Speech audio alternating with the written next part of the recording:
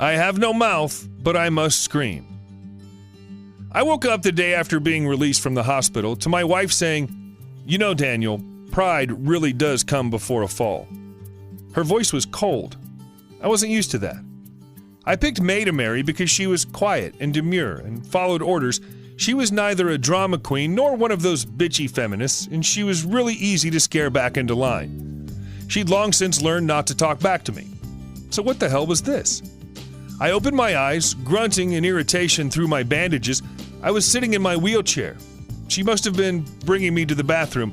My head was fuzzy from the painkillers, my muscles slack. Who knew that something as simple as a broken jaw could knock a big, strong guy like me down to a total invalid? At least May was loyal.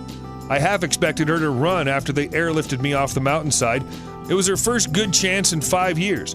But instead, here she was, seeing me through my convalescence. May was a nurse when I met her, so of course she knew what she was doing. She must have gotten the good meds from her friends at the hospital because I was having trouble staying awake. Outside, I could hear my prize hogs squealing and scuffling as they waited for their supper. I had 40 of them, each the size of a man.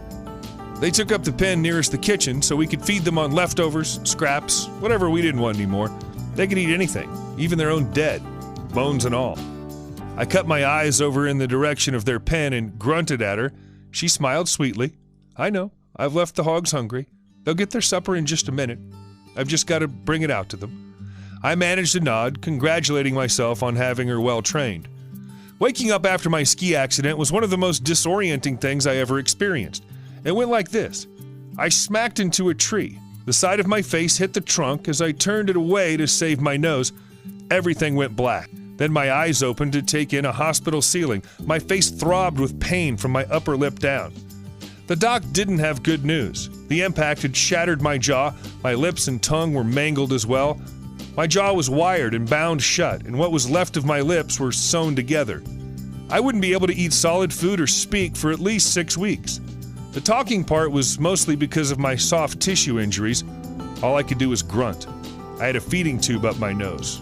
It itched. Only when I reached up to scratch it did I realize that my arms were strapped down. May saw me notice and grinned in a way that I'd never seen. I grunted at her, glaring a promise of another beating once I was well. But she just laughed and went behind me and started pushing the wheelchair toward the kitchen door. Truth is, I haven't fed the hogs for a couple of days now. I wanted them good and hungry. Got a lot of trash to get rid of now that you're back. A cold finger of fear ran down my spine. May had never scared me before, but the crazy little shake in her voice, that gloating tone, got me very worried, very fast.